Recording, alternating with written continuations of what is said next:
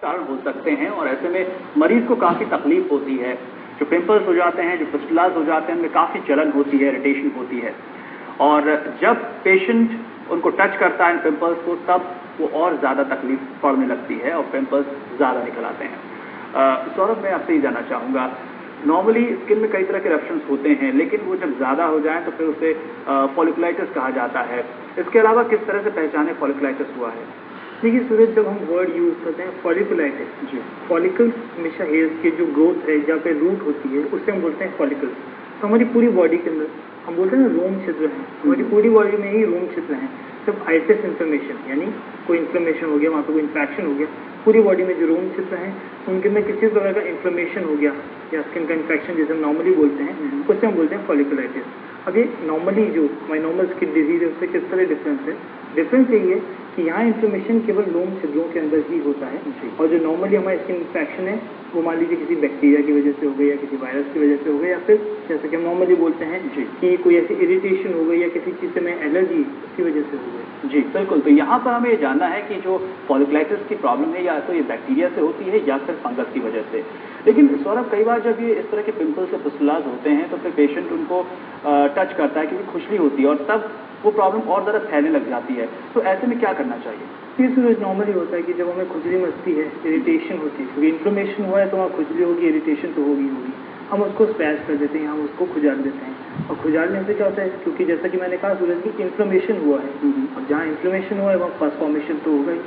Pus formation हुआ, हमने उसको स्पैच किया, जो भी उससे लिक्विड या सर्कुलेशन हुआ, जो उससे पस निकला वो स्प्रेड हुआ, स्प्रेड होकर वो नियर साइड पे पहुंचा और वहाँ पे जाके और इन्फ्लेमेशन हुआ। तो इसी तरह जैसा कि हमने पॉइंटर्स में बताया कि 1 से 2, 2 से 10 इस तरह से बढ़ते जाते हैं। तो बेसिकली खुजली करने की वजह से वो फैलता है, जैसे लिक्विड या सर्कुलेशन फैलेगा आपका इन्फ्लेमेशन बढ़ जाएगा। बिल्कुल। फॉलिकुलाइटिस बॉडी के किसी भी पार्ट में हो सकता है, लेकिन अक्सर ये देखा गया है कि सिर में ज्यादातर फॉलिकुलाइटिस से काफी मरीजों को परेशानी उठानी पड़ती है। ये भी कहा जाता है जिन लोगों के कर्ली हेयर्स होते हैं उनको काफी प्रॉब्लम होती है।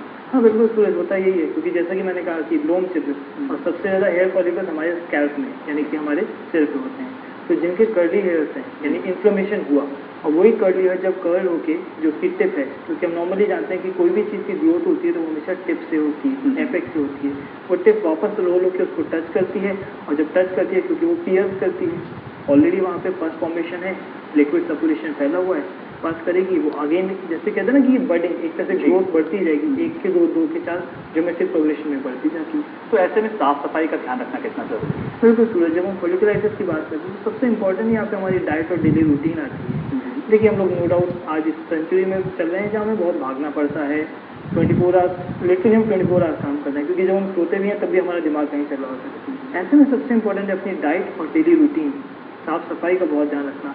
कई लोग ऐसे भी होते हैं सूरज, जैसे विंटर्स आ रही हैं तो कई लोग ऐसे होते हैं चलिए आज नहीं नहाए तो कोई बात नहीं, या आज हमने हमारा हेड वॉश नहीं किया तो कोई बात नहीं, लेकिन ऐसा बिल्कुल ना करें, क्योंकि ये इन्फ्लेमेशन, ये इन्फेक्शन अगर हो गया तो ये सेकेंडरी और टर्शरी जैसे कि मैंने बताया ऐसे ग्रोथ करता जाएगा और डेफिनेटली आपको बहुत प्रॉब्लम दे सकता है। बिल्कुल। और अक्सर ये देखा गया है कि जो रेनी सीजन होता है, ह्यूमिड क्लाइमेट होती है, वहां पर ये प्रॉब्लम ज्यादा बढ़ती है।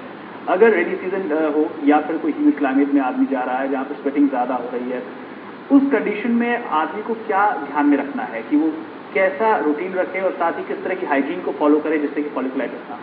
देखिए सूरज, जब हम अभी जैसे मॉइस्चर की बात कर रहे हैं या वर्षा ऋतु की बात कर रहे हैं तो आयुर्वेद ये कहता है कि वर्षा ऋतु के अंदर पित्त का प्रकोप होता है। हमारी बॉडी में जितने भी इन्फ्लेमेशन इन्फेक्शन होते हैं वो बेसिकली पित्त की विकृति की वजह से होते हैं।